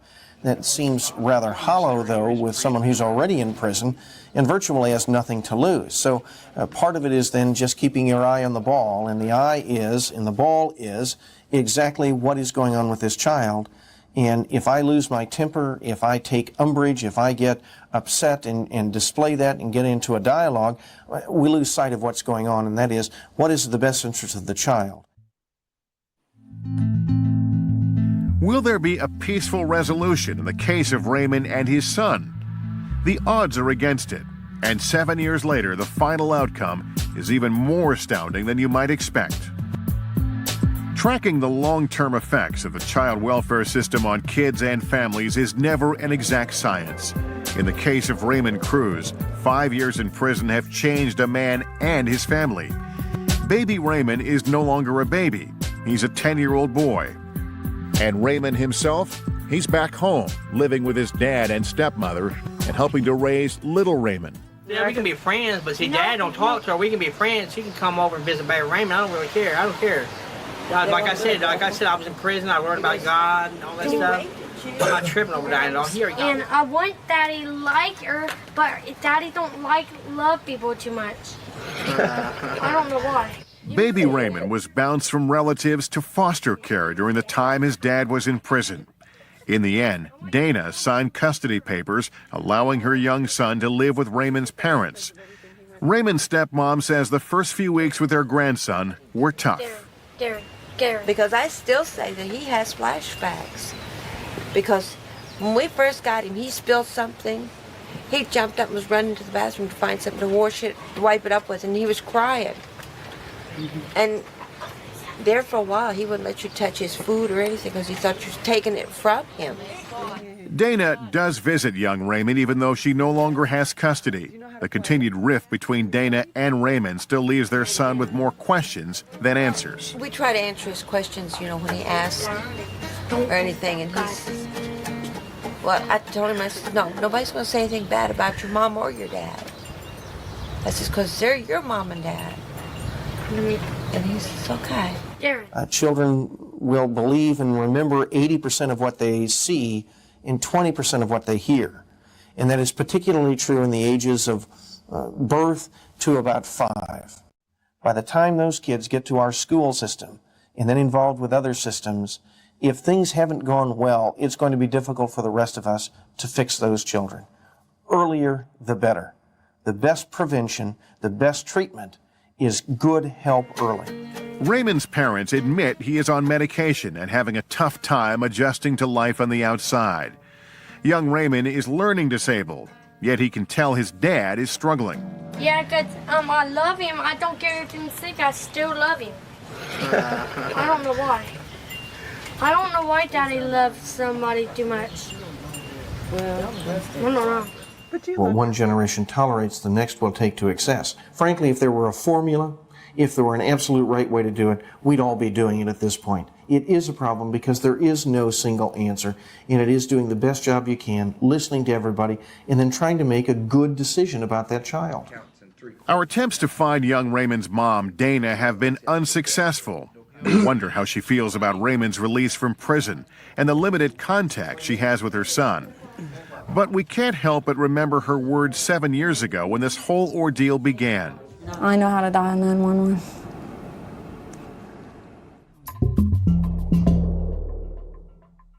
The kids that come to Damar have severe challenges. Chelsea has come back and she has done even better in the program. Look at Mom. Cheese. That's it. 9-year-old Chelsea was a scared and distraught child when we met her several years ago. The traumatic events of her life played out in front of us as a court placed her in a residential treatment facility, Damar, when her mother could no longer cope with her abusive behavior. I wanna go. I know you do. I want you to. Am I right? For 3 years, Chelsea lived at Damar and made great strides in controlling her anger. She was ready to move on and move home, but couldn't because of her mother's own problems. So instead, Chelsea moved in with a foster family. Outside the structure of Damar, Chelsea found it hard to cope. Just 15 months after moving out of Damar, Chelsea moved back in. I feel great, but I just want to go home and everything. I really want to live with my sister instead of my mom because she's not doing so great. Chelsea is now living in a Damar transitional home, and she's no longer the dazed little girl clinging to her mother's side. She is now a 15-year-old young woman, going to Damar prom and trying to be every bit the typical teenage girl. Chelsea's mom, Linda, visits every week. Got this. Beautiful. This. Just a skirt. It's just a skirt. This shirt. Sort of like mine. And this outfit. And the shoes. Damar Residential Director Karen Kousi says teaching Chelsea to live independently is key because ultimately she may never return home to her mom before she turns 18. This is a smaller, more laid-back atmosphere. She only has 2 staff and she only lives with 2 other individuals. So it allows her a more home-like environment where she can practice some of the skills that she's been taught. No one can say for certain when or if Chelsea will return home. Kids at Damar can stay until their 22nd birthdays, but most transition out at age 18. According to the Child Welfare League of America, approximately 25,000 young people age out of the system each year, and many of those become homeless at some point. When we ask Chelsea where she sees herself in the future, she doesn't hesitate to answer. If you come and see me in 5 years, I think that I'd probably be moved out on my own. And I would like that.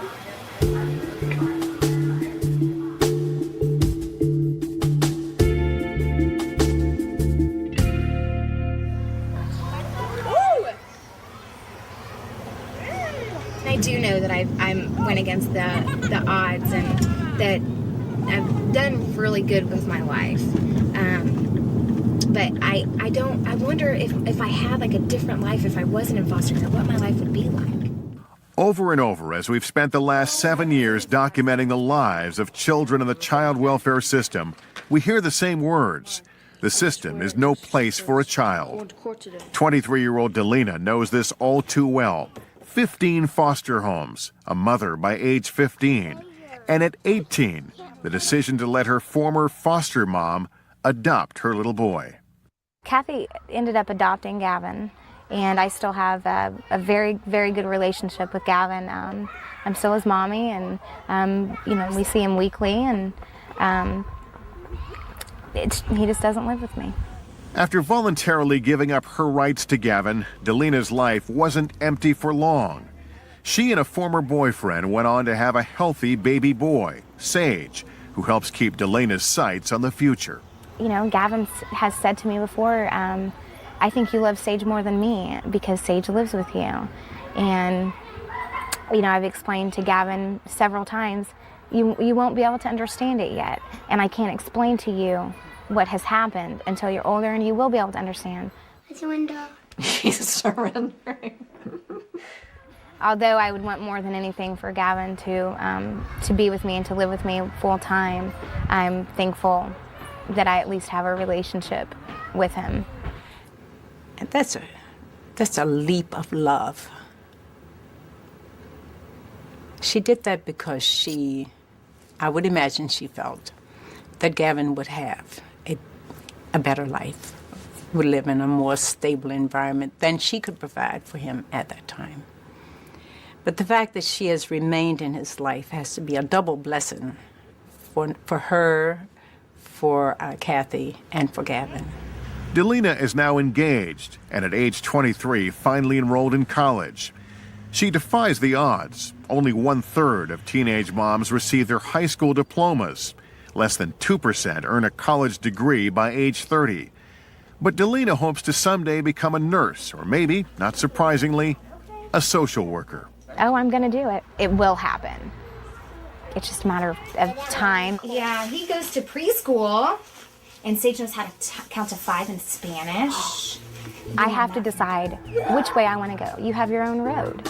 And I can either decide to say, poor Delina, you know, nobody cared about me, or I can say, you know what, nobody cared about me then, but I have the people that care about me now, and I'm going to have the people that care about me tomorrow. And that's how I get through it. That's exactly how I get through it.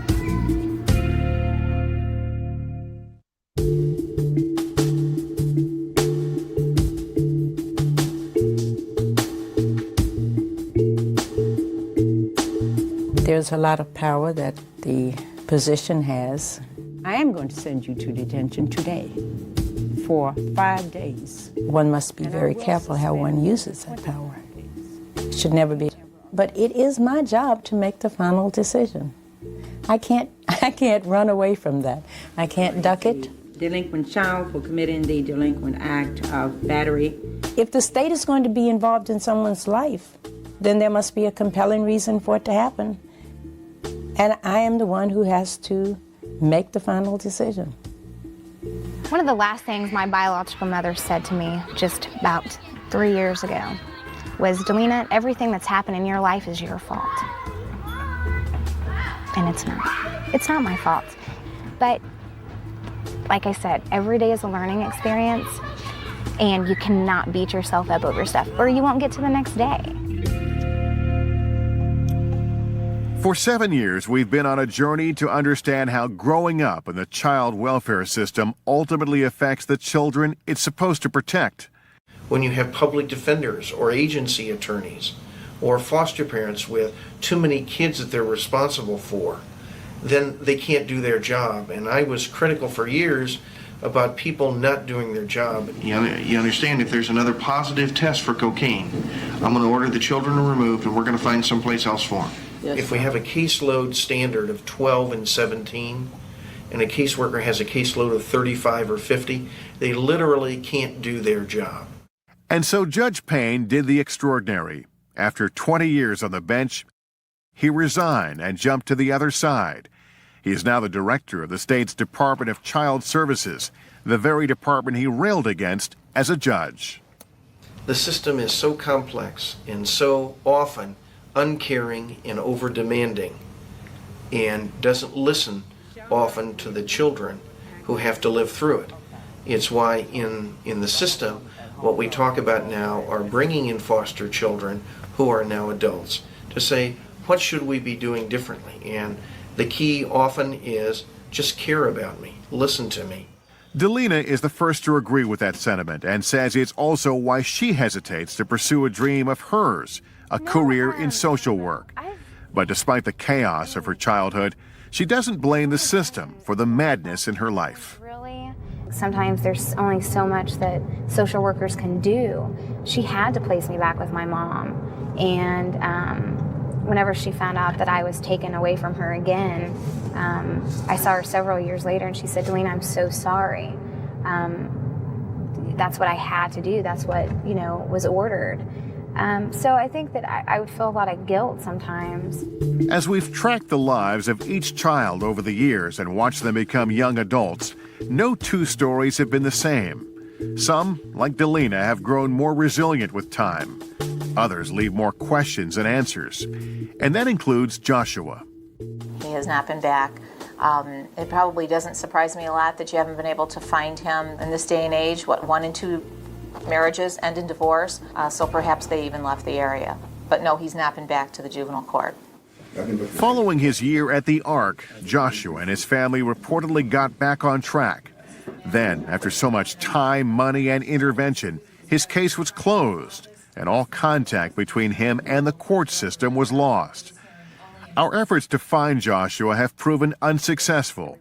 With no national child welfare tracking system, all Judge Bonaventura can do is hope Joshua and his family gain something positive from their experience. And other days I'm amazed that people are as receptive and that they do come around. And then there are families that respond. So those families that respond keep me at this job.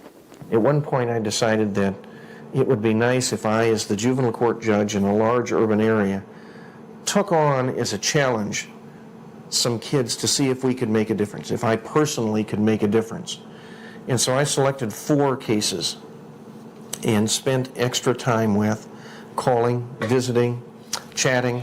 My wife and I took a couple of them to dinner to try to make a difference. I arranged for one girl to get a pedicure and a manicure and a facial, one to get dancing lessons because she loved dancing. 2 of those have worked out very well. And 2 I've lost and have no idea where they are. This is everyone? Yes, sir. My upshot of that was I'm not sure that it's possible to make a difference. On the other hand, I'm not sure that I'm ready not to try. After following Connie for 7 years, we last found her living with her sister and struggling to get by. But in her early 20s, she was proud she was on her own and out of the system. Since that last visit, Connie has moved on and we've lost contact with her, and so has the woman who worried so much about her as she made the tough calls about her future. Connie, I wish I knew. I wish I knew what had happened with Connie. As for the judge herself, she's now retired. They were the people that were pretty much ruling my life. I wonder sometimes, why did I get bounced around so much? Once I started really having a voice and being old enough to voice my opinion, Judge Telfair really listened to me. I think she did a lot of good things for a lot of people. In the end, after 7 years of filming, what we found is this. Kids raised by the system become dependent on the system. Sadly, there's little in terms of a safety net once they become adults. Their stories are usually shielded from the public. In turn, their names, their faces, their struggles, their triumphs are out of sight, out of mind. With more than 500,000 children in foster care, 65,000 parents terminated their parental rights each year, and more than 2.4 million grandparents raising their grandchildren, the system may be no place for a child. But tragically, sometimes it's the only place. It's always corny when people say it, but seriously, never give up. You have to continue on. And if you don't love yourself, then you can't love anybody else.